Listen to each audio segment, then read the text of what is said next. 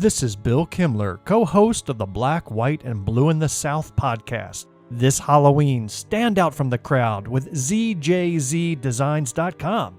Their brand new limited edition spooky prints are here to haunt your wardrobe in the best way possible. With 5 new chilling designs, you'll be ready for trick-or-treating, haunted houses, and everything this spooky season has to offer. Whether you're getting festive for the holidays or just looking for unique, high-quality designs to up your style game, ZJZDesigns.com has you covered. Shop now at ZJZDesigns.com and discover the t-shirts that'll make you stand out in any season. Don't get caught without the coolest Halloween t-shirt. Grab yours before they disappear. ZJZDesigns.com. Barrett again from the All About Nothing podcast, and what the pod was that to tell you that late fall registration is open now till October 7th for several sports. Sunday at M Avenue in West Columbia, Super Rec Same Team Pitch Kickball, where your team pitches to itself. Registration also open now through October 7th for Tuesday night sand volleyball at Pollywogs on Woodley Way off St. Andrews Road. As well, hit fall hard with Wednesday co-ed flag football at Bray Field. Finally, for late fall, 7-week Tuesday night bowling is open now through October 23rd at Bolero in Casey. 22 team slots available for teams of 6, so sign up now as these team spaces will fill up and sell out. Check out everplaysocial.com for more information and registration. Again, everplaysocial.com. Everplay Sports and Social League. Play, socialize, and have fun. The All About Nothing podcast may have language and content that isn't appropriate for some. Listener discretion is advised. Welcome, Nothingers, to another episode of the All About Nothing podcast. I am Barrett Gruber. This is episode number 227. Please subscribe and share the show. That's how we get new listeners. Also, if you could, please consider supporting the show financially by visiting our website and clicking on the support link. And if you can't do that, please drop us a review, hit the 5 stars, give us a thumbs up, or you can leave a comment. All of that helps drive us higher in the show ratings on all of these podcast platforms. We're going to jump right back into the show. The episode that ended last week sort of ended abruptly, and I get that. But that's really because we had about 2.5 hours of recording, and frankly, we didn't want to leave anything out. So we're going to pick right back up where we left off with Donald Brock Jr. and Zach's replacement for the week, Mr. Leroy Green from Nerdy by Nature Productions, We Tryin' on YouTube. So we're going to pick right back up here. Didn't you have a couple questions you wanted to ask? And by the way, if we go like 20 more minutes, you can make this a 2-parter. That is true. that is undoubtedly. So I assume I'm going to ask the question. You guys are paying attention to the presidential election, right? How can you not? Kind of, sort of, Yeah. a little bit here and there. Yeah. President Trump recently announced that if he does not win the general election, that he will not seek election in 2028. So what's the over-under? Do we think that's true? I mean, could he potentially mount a candidacy while serving time in federal prison?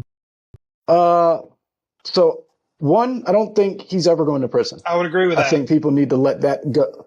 I don't think that's the one thing I think. Like, I have a couple of coworkers who's like, I want to see him go to jail, and I'm like, hey man, you got a better chance of meeting the real Santa Claus. And it's just not happening.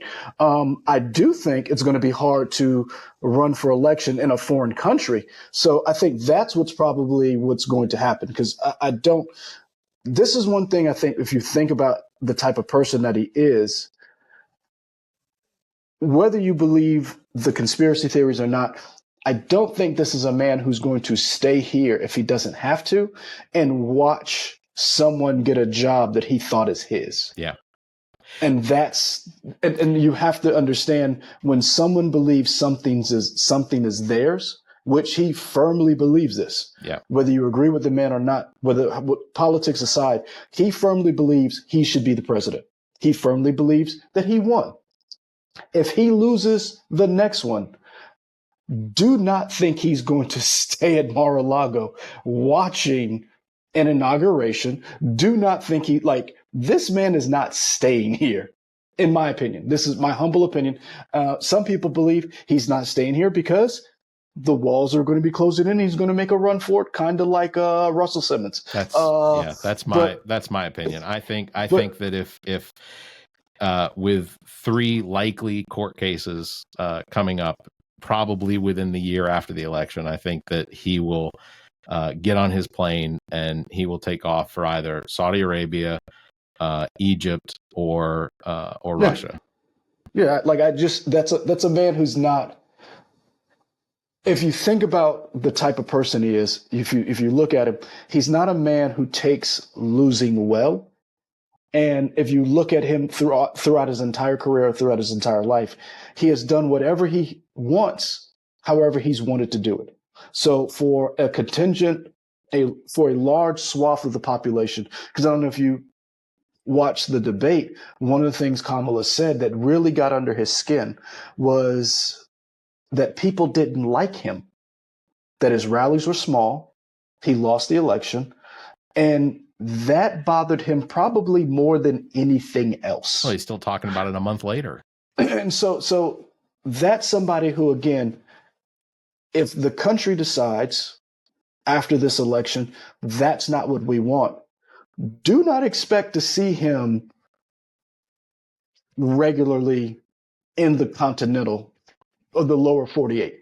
He will have his place on Twitter, because I think we're probably about 5 or 6 months away from seeing Truth Social wind up not having enough money to run the servers, or they'll have to borrow space from Elon, because I think they closed at just about $13 a day from a height of 70. What was it, 79 something?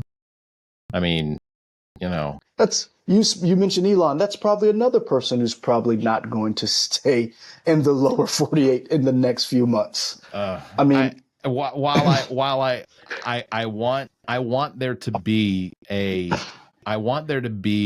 electric car or an electric vehicle brand that does well. I don't own. I knew you was going to Scout. Exactly.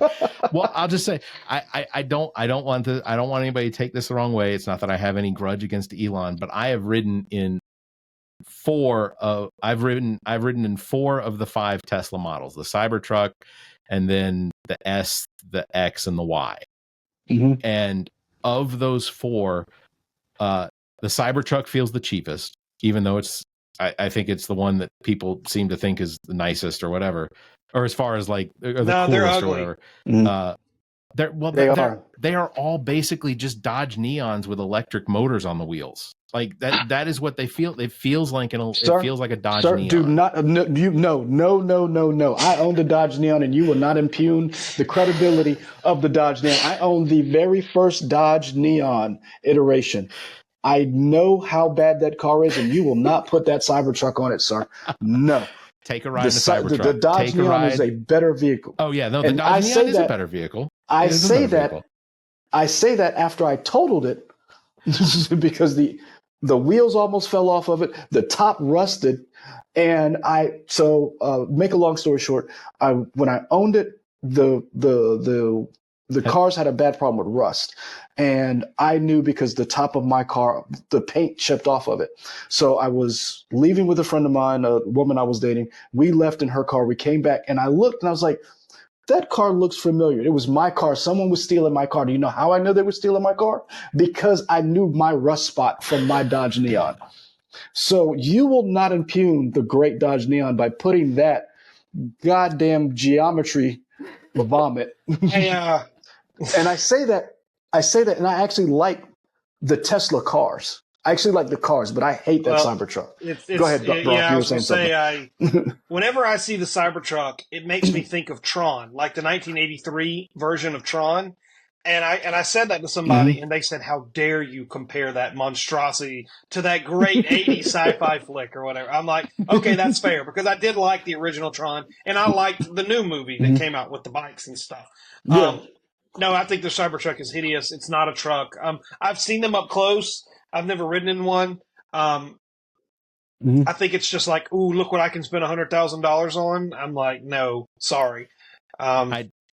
Somebody in Colombia is selling theirs for $122,000. I test drove two Cybertrucks, because the first Cybertruck, we got to the end of the parking lot to turn onto the road, and it died. All the lights in it turned red, and it would not run. So the salesman said, let me go get another one, because they went through a whole 15-20 minutes, sat there, a whole process. They did a whole reboot of the system, would not run. So they put me in another one, and we got on the road. We drove for about 15 minutes before the same lights came on. And I was like, yeah, well, I wasn't really considering this in the first place. Although I will say, the one that I am considering I do like what Scout Motors is gonna have coming out of Blythewood. But and I'll give that a ding. But I also, and another Volkswagen company, I like that new Volkswagen, the electric bus that they've got. I don't know if you've seen it, but it looks pretty cool. But if Honda ever gets its act together and comes out with an EV Honda Element, that's what I'm going to get. If I had the money, I would convert mine into an electric. Because I think that Element could go for another 20 years. So it's a 2005. Are you talking about the Volkswagen Buzz?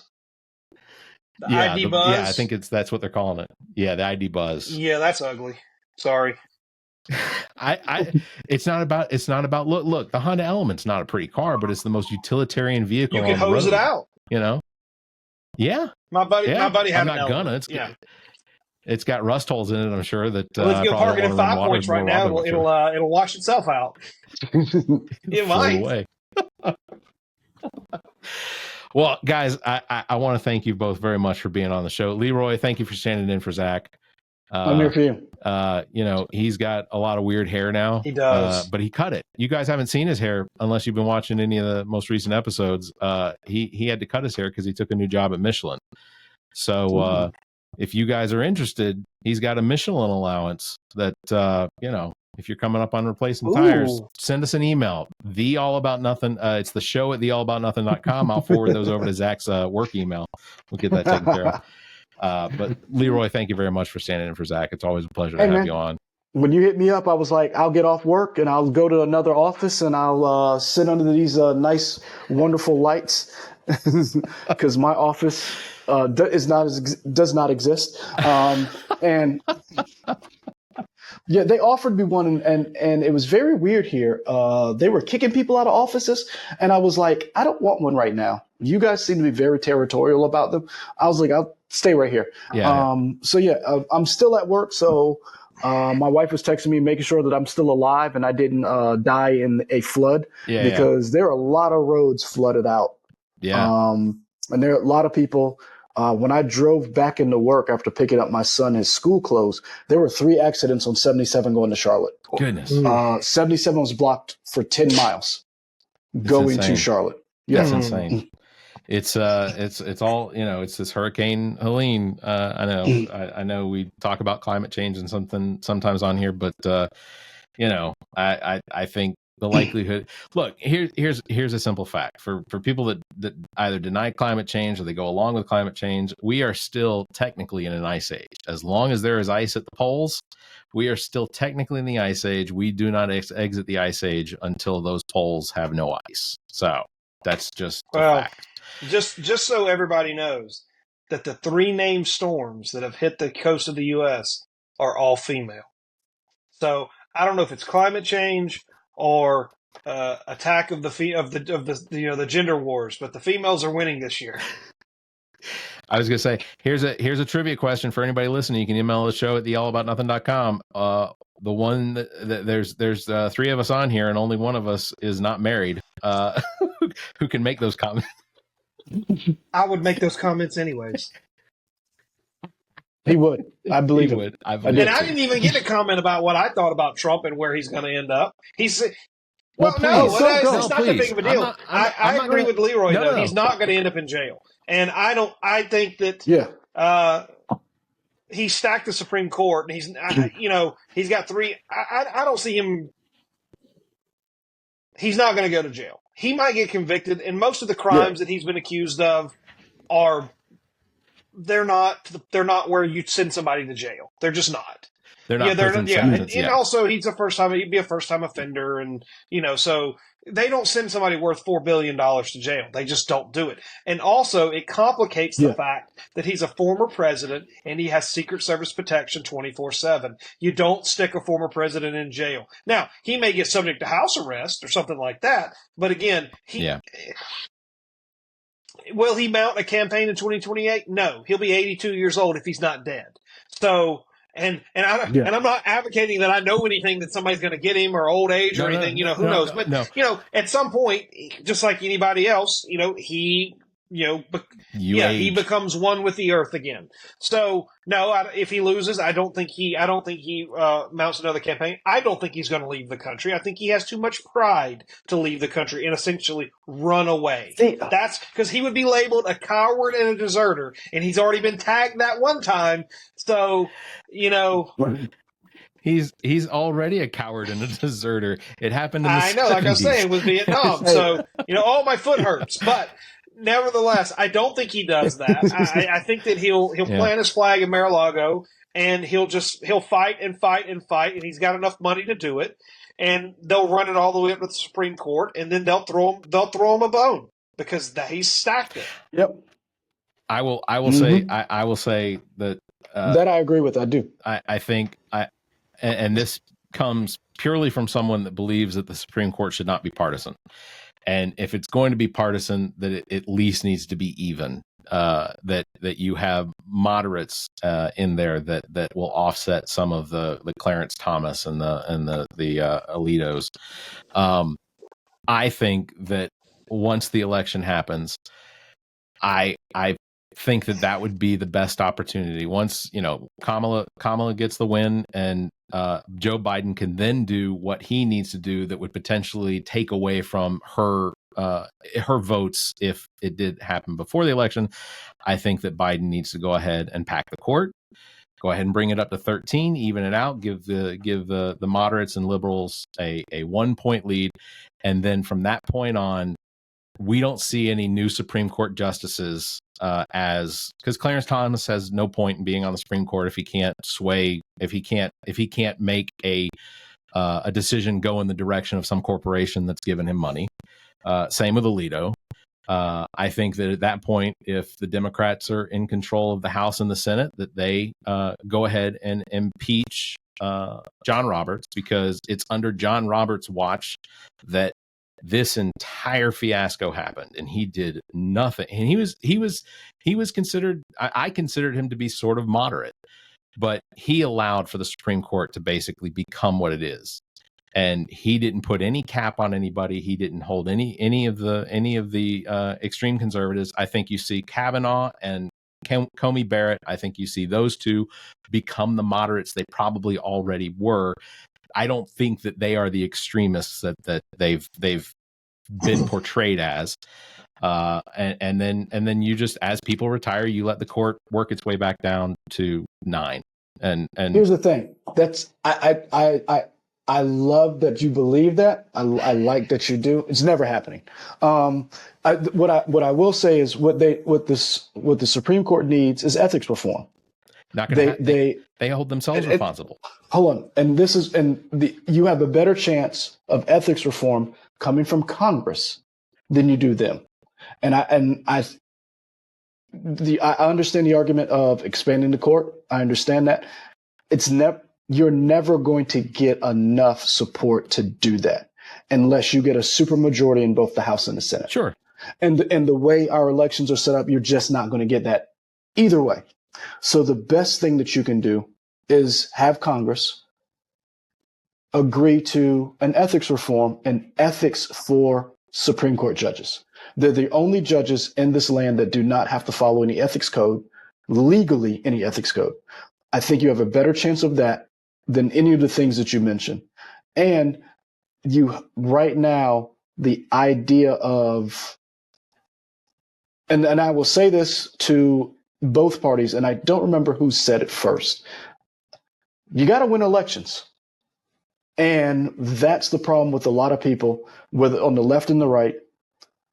They run candidates And they don't think about the fact of you have to win an election. Yeah. You have to appeal to both left and right people. Now, there's arguments about gerrymandering, and I understand that. But at the end of the day, after what you're seeing in North Carolina with the lieutenant governor running for governor, what you saw in Georgia with Herschel Walker and all these different candidates, you have to win elections. So that means you have to, yes, you can run right or left, but you have to run and get enough people on all sides to agree that you should represent us. And that is the biggest problem we're seeing in candidate selection. Mitch McConnell talked about it a couple of years ago. Nobody listened to him. And that's why we have some of these crazy people running right now. If you do not win elections, you do not get the things that you want. And I think the Democrats, as much as they want to pack the court, guess what? You didn't win. No. You did not do enough to win, and you did not do enough to get the people who are on your side to do the right thing. Because as much as we want to blame John Roberts, we want to blame Clarence Thomas, guess who else you need to look at? Who passed? Who should have stepped down? Oh, Obama. No. Oh, who passed away? You're talking about Ruth Bader Ginsburg. That's who you should be mad at. Well, and I don't deny that. I don't think in this conversation, that's who you should be mad at, because at the end of the day, you have to look at where the court is. Then you have to look at who's in power. And if Mitch McConnell decided, I'm not going to give y'all a hearing and you don't win elections, guess what? You left the Supreme Court in someone else's hands. And that's what Democrats did. And Democrats, unfortunately, do not know how to fight. I think that's because here's the thing. Both of you are fathers, right? At the end of the day, you have to teach your kid to stand up for yourself, because at the end of the day, the teacher is not always going to be there, or the teacher is not always going to be on your side. And you have to learn to punch a bully in the mouth. And that's why my suggestion is the Democrats, that's why Biden should go ahead and pack the court once the election's over. Won't happen. Because that's what I'm saying. That is how they fight back. That is how you take control. Can I speak? Let me speak. Yeah. Okay, first of all, you can't impeach the Chief Justice of the Supreme Court. Think about the horrible precedent that establishes. You just can't do it. Everybody wants to throw around an impeachment because you don't like somebody or don't like their politics. That's horrible. It's not politics. No, that is. He's incompetent. No, it's absolutely politics. No, it's his incompetence. No, politics put him in there. Politics is trying to take him out. Well, that's true. All right. I do think he's incompetent. That's okay. And you're welcome to think that. Oh God, what did Leroy? You just said something. I forget what you said.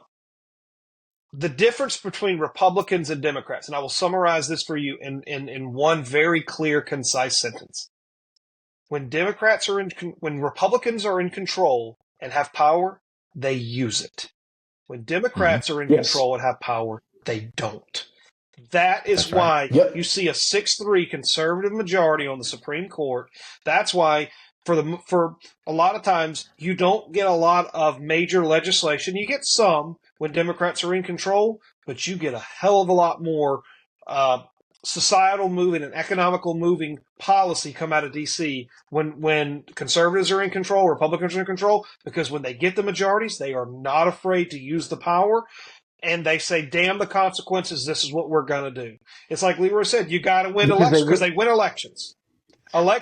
And not only that, they also realize it's harder to get something off the books once it's already there. Yeah. And that is the one thing Democrats do not understand, and they don't do. When they get in there, perfect example. You have usually look at Obama's first 2 years, Biden's first 2 years, look at Trump's first 2 years. Look at the legislation. Each one of them got a legislative victory for their side. If you look at Obama, it was healthcare. If you look at Trump, it was the tax cuts. If you look at Biden, it was the infrastructure plan. That's the difference. When you win elections, you have to use the power that you have to deliver a win for your constituents. What you were put in office for. I'm not saying the infrastructure bill is not a good thing. That's not what I'm going to say. What I'm going to say is when they got in office, the Democrats had a litany of things that they wanted Biden to do. How many of them did he do? Like 6. So that's the point. That's the difference. And they, instead of running on those 6 things that they did, they're literally constantly fighting off this attack that says that they did not do enough. Yeah. And that is the difference between Republicans and Democrats. Yeah. And that's why I said when Democrats left the Supreme Court in their enemies' hands, you know what? I don't want to use that word. Their adversaries' hands. Opponents. They did not do the honorable thing. And then Democrats were like, oh, and they went to tell the teacher. And it's like, no, you're right. And that's the biggest problem. That's absolutely one of the biggest problems with the Democrats is that the Democrats try and play within the rules, and the Republicans shit on the rules. Well, they make their own rules. Yes, that is, yeah. I mean, that's, people look back and, the question of whether Donald Trump was a good president, and I can look back and say the tax cuts did not affect me positively. I mean, not in a positive enough way for me to be like, oh yeah, I'm definitely voting for the guy that gave me, an extra $500 a year. That doesn't make sense. It's not.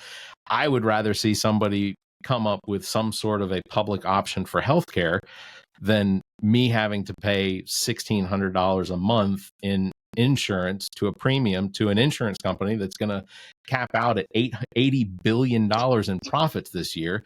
And they're going to buy back more of their own stock with those profits and not do anything to lower our premiums. So I would rather see a public option than to continue to pay for the private insurance that I wind up having to fight every time my kids go to the doctor. Well, there's an easy solution to this, and this definitely goes against all the capitalistic tendencies that I have. Single payer, and it's the U.S. government that solves your problem. Yeah, but the lobbying and the money from all these corporations, these insurance corporations, you'll never get it. But if you have a single payer and everybody has the same health care, then if the government says we're going to pay $20 for this drug, whether you like it or not, that's the price.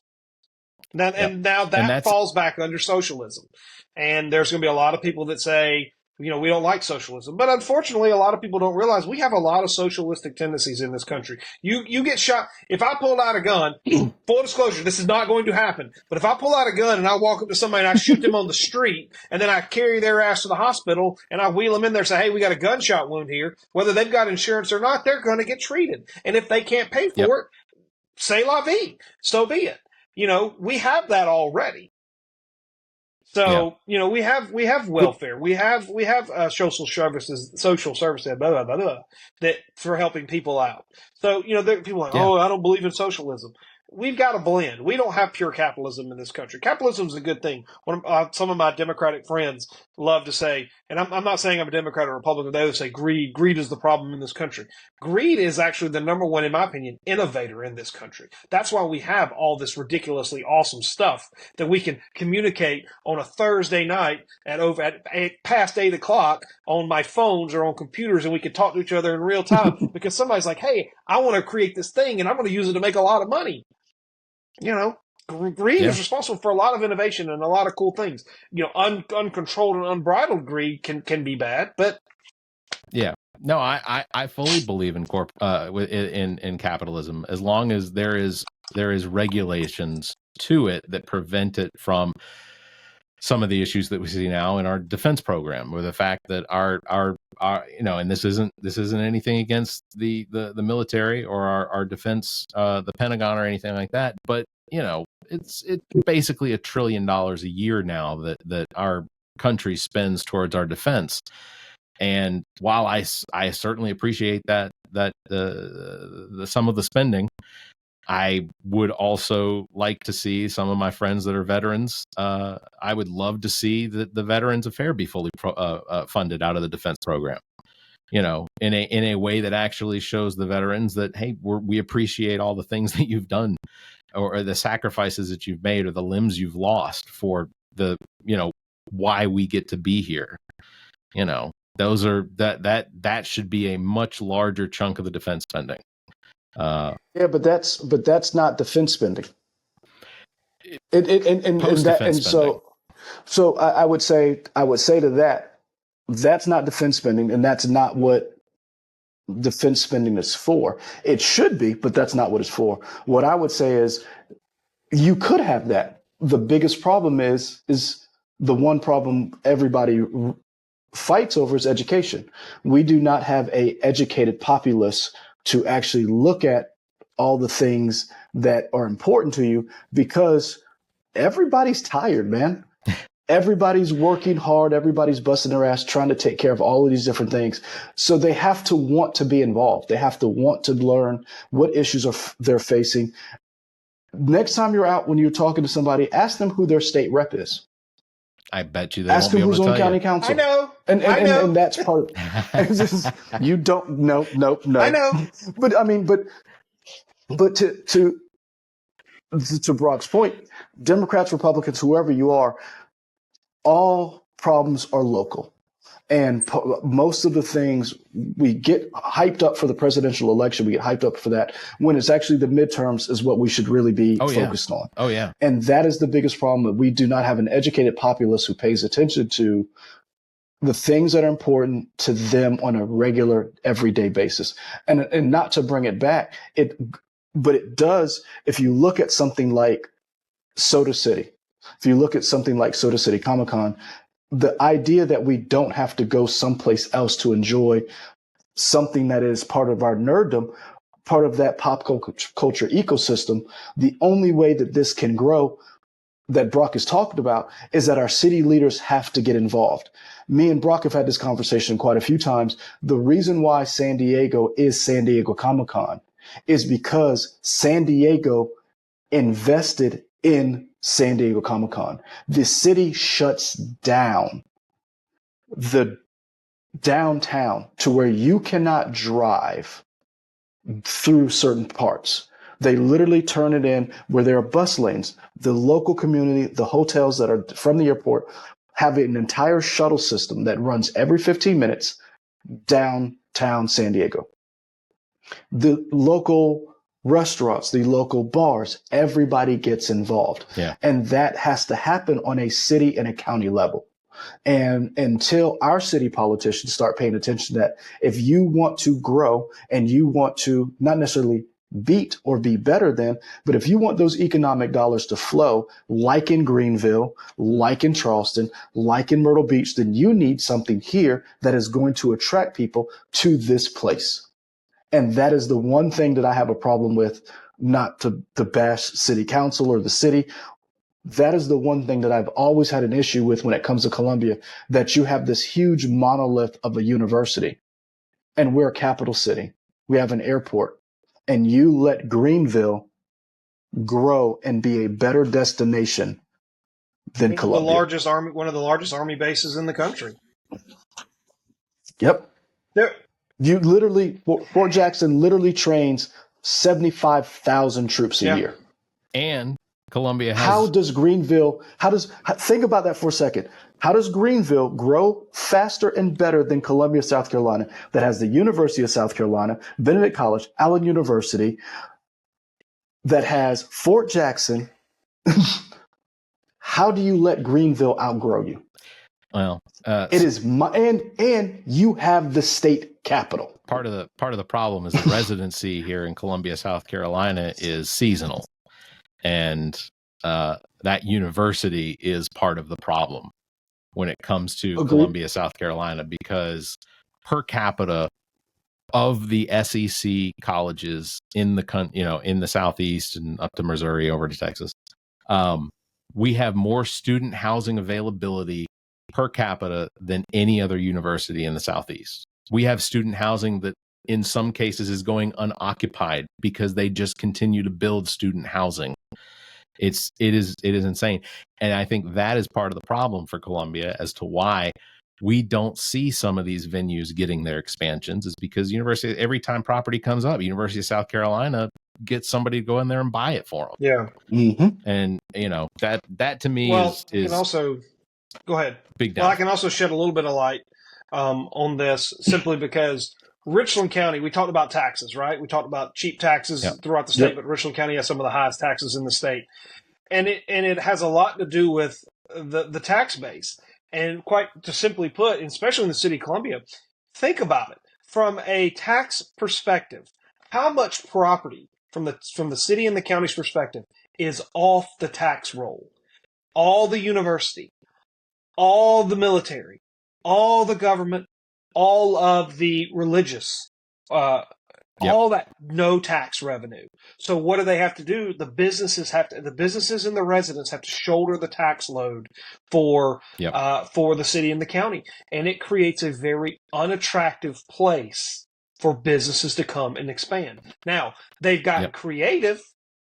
Fee in lieu and deferring taxes and stuff like that to attract like a Mark Anthony Brewing up on Shop Road and the Scout Motors out here in Blythewood.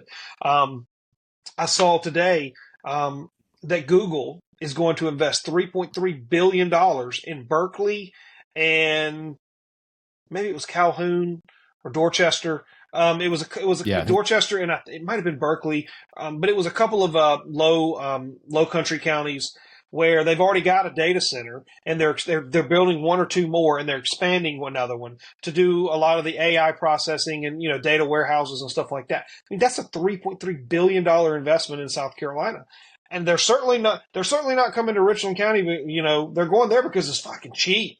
I mean, let's just be real, and that's great because it's going to create some good jobs for those areas, and they need it, and they've got land. Another thing like downtown Columbia. There's not a whole lot of place to grow. Blythewood is suffering from the same problem. Unless we start annexing large swaths of property, Blythewood's pretty fully developed. It's like playing the game Sim City where you build all your little things and then you can only build so far, right? Kind of the same problem. City of Columbia, Richland County, faces some challenges. And you're right. A piece of property comes up, University of South Carolina swoops in and buys it before anybody else gets a chance. Fortunately, the convention center does have a little bit of space that they can expand. But some of the property behind it is owned by Ben Arnold. They were supposed to make this huge epicenter where they were going to expand the convention center. They were going to build a big parking garage, a couple of boutique hotels, and it was all going to be connected. Colonial Life Arena, the convention center, the hotels, and you could get from one to the other without ever having to go outside. It completely removes the elements. Couldn't agree on a parking deck. Ben Arnold wanted the county to build it and then lease it back to him. The county said, no, we're not going to build it. And the whole thing fell apart. And now, from what I can tell, he's not even interested. He'll do his own thing and basically, screw the local leaders and screw the city and the county. They don't care anymore. So, there are challenges. And you say, who knows their representative? Of course, I do. Mine's under investigation for child pornography distribution. So yeah, I know who mine is. Yeah, I think I've read about that too. Nice. Your face, you were like, ooh. Yeah. One of the leaders of the Freedom Caucus there, fellas. Good work on him. Yeah. He's gonna learn real quick. Freedom ain't free. Yeah. Well, fingers crossed. But you talked about that, and that's something. And so going back to that thing that you talked about, Columbia hosted March Madness once that flag came down and the ban for the NCAA ban came down. And that's the kind of stuff that the community leaders have to understand and local leaders have to understand. If you do not build these things, we can't host these events. And if you can't host these events, then you can't have people from outside the community come in here to see Columbia for what it is. And that's the one thing that those places who have the 5-star hotels, who have the boutique hotels, when they're able to host these events, you get other people coming in because they're like, oh, I remember Columbia. Oh, we should have our event here. Oh, I remember when we went here for this. When you don't have those things, that infrastructure that Brock talked about, you cannot grow. And that is what we have right now. We have a capital city that is not growing because we don't have those things, because people would rather, and I don't know the reasons why. I just know that we don't have them. And I also look at who does have them. And I also look at who does. If you look at the concert tours of your major acts that come to South Carolina, where are the 3 places that they go and the 1 place they don't go? Well, they don't come to Columbia. They go to Charlotte, they go to Atlanta, they go to North Charleston or Charleston. They'll go to Greenville or Spartanburg. They'll do the Peace Center, or whatever. Yeah, but I can't get an AC/DC here in Columbia. Well, could get AC/DC. I can't get Ben Folds to come to Columbia, even though University of South Carolina has one of the most fantastic pop orchestra. Their orchestra is one of the best. But Ben Folds isn't going to come to Columbia and play with the USC pop orchestra. Example, we talk about USC. The soccer match they just had with Liverpool and Manchester. Oh yeah. That was a great thing for the city. That was amazing. If you remember that, the city has to sell its soul to the University of South Carolina to get to use Williams-Brice. Yeah. I mean, the requirement is that the basically what Columbia had to, I don't know what they had to give up, but I guarantee you they had to give up some shit to be able to use Williams-Brice for that. I mean, you don't see any Kamala Harris. Well, you see her roast going down there at USC. I guess that's something. But you don't see, Obama was here. He held a rally at Williams-Brice. I mean, didn't Oprah show up for it? I mean, in 2008, it was enormous. And so that's what I'm saying. That with our community leaders, your local leaders, have to actually find a way to work together to put Columbia on the map, because as we started this talking about, Horry County is one of the fastest growing counties in South Carolina. It used to be Lexington. Lexington County was one of the fastest growing counties. It is not anymore, because Lexington County does not have what Horry County has. It's by the beach. And immense amounts of land. I mean, Horry County is Myrtle Beach, North Myrtle Beach, that makes up that's a pretty good chunk, but that's basically where all the money in Horry County is made. Horry County is a big county that has a lot of development potential. Lexington, literally, they had to put a moratorium on building homes because people were complaining about the fact that the homes, there wasn't enough space between them, because they're trying to pack so many homes into, a 50-acre lot. They're trying to put 400 homes into 50 acres, and then figure out the logistics of getting roads in there. So they screw themselves, and it's poor city planning, it's poor county planning. It's Horry County has the opportunity to really take advantage of the space they have and the community that they're building. So yeah, no, y'all are absolutely right. So I don't know what else to say. We can go for another hour. We'll solve all the world's problems. I got to go pick up a kid from work. But I will just say this. 18, yeah. Daddy, I didn't realize you were that old. Son, listen. Whoa. You're not going to have dreams about him. I don't have dreams about you. I was thinking about, I was concerned about your well-being. He was thinking about you.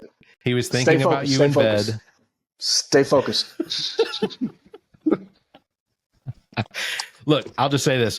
If you're listening to this and you haven't done it, do it often. Go check your voter registration. You can do that at theallaboutnothing.com/voter, because ultimately, regardless of how you vote, you got to vote. And you need to check your voter registration. There are plenty of states out there right now, in the Southeast especially, that are trying to either pull people off of the voter rolls. In Georgia, there's a website where you can actually literally report somebody that you don't think should be a voter, and it pulls them off the rolls, and then they have to go and re-register in person.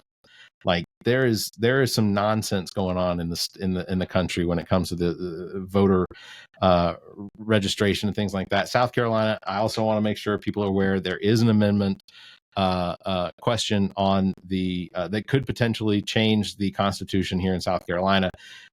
It's mostly just an exclusivity. They're changing quite literally one word.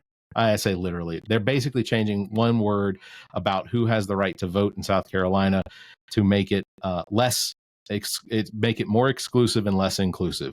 And the League of Women Voters has basically said that this is an unnecessary change to the Constitution, and I agree with them. I think that this constitutional change is potentially mostly just put in there to confuse voters and shorten or lengthen the amount of time that people are going to be trying to understand what this question says. So if my suggestion is you read it, decide what you think. If you want my suggestion, I would say no.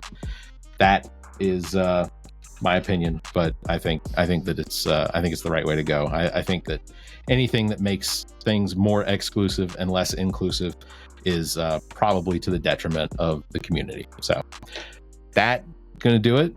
Thank you guys for being on. This is definitely a Thank you, two-parter. Yeah, this is going to be a two-part. And thank you for that, because what that does is means that I can take a week off. Well, you're going to have to do some editing. Yeah, there's a fair amount of editing, especially this. We did say hotels. We can't edit talk that about out. And my mom called, so this is our third video. So you'll have to splice this all together. What you can do, this is what you can do, man. You can like throw some little commercials in here or something like that. Or and I'm gonna email you the thing for Boardwalk, and so you'll have the little teaser, all that, and I'll throw that in there. Let me see. Boom. Yeah, please do that. Hold on a second. Let me see. Right, let me do the credits. I was gonna say, if I do the credits, then we'll talk about it after. No. Hold on. I'm just looking. Hold on. No. It's 14 megs. I think I can email you that. I was just having to do a WeTransfer something like that. No, we're good. Perfect. Nope. 14 megs is emailable. All right. Thank you very much, Leroy, for being in and standing in for Zach. I'm sure he appreciates it as well. Brock, as always, it is a pleasure. Brock, do you have a business or anything you want to promote? No. Outside of the Comic-Con? No. Just literally spent 2 hours promoting. No. He's got a regular day job. I do have a candidate for you. I do have, and actually, I will tell you that he did have a challenger, but it was a third-party challenger, but said challenger has dropped out. So now it's a one-person race, i.e. senator-elect. So, okay. So Overture is running unopposed, Overture Walker will be the next senator for District 22, which is my district. That's fantastic. Chief, do you want us to come up to a business to plug? Yeah, I'm going to plug Overture. That's my business. No, I've known him for almost 25 years. We are probably the best of friends. I talk to him multiple times weekly, if not daily. We are thick as thieves. And I'm a fan. Obviously I'm a fan too, and he's a fan. He's a fan of mine. So we complement each other quite well. I'm sorry, Leroy, but if I was going to have dreams of a black guy, it is Overture Walker. It is not you. Sorry, buddy.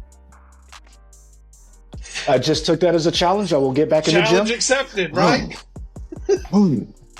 Got to work on these guns. I got to get back in shape. That is going to do it for episode number 220. I'm going to say 227. There you go. Because we started at 226. That's going to do it for episode number 227. Thank you guys again very much for being on.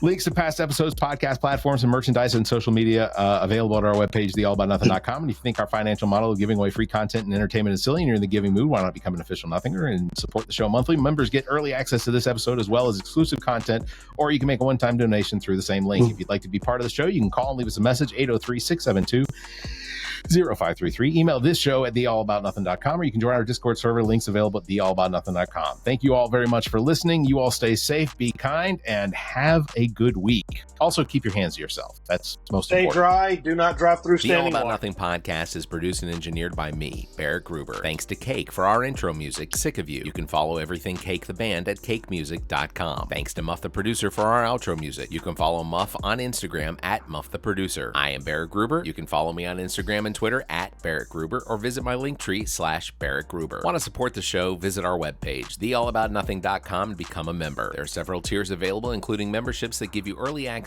to episodes as well as exclusive content. Visit theallaboutnothing.com. To find links to our social media, merchandise, and past episodes, visit theallaboutnothing.com. If you'd like to be heard on the show, you can call and leave us a message. Dial 803-672-0533. If the time between these episodes is more than you can handle, check out our partner podcast. Zach and I host What the Pod Was That with Carrie Simmons. Visit whatthepodwasthat.com for links and details. Me takes a deep dive down the rabbit hole in episodes of Welcome to Wonderland. Available on all the podcast platforms. Visit WTWLpod.com for details. As well, you can listen to the political and social conversation between Dr. Jamela Brooks and Bill Kimmler on Black, White, and Blue in the South. Available wherever you listen to podcasts. Please subscribe and share this show. If you're on YouTube, please like and hit the notification bell. Thank you for listening.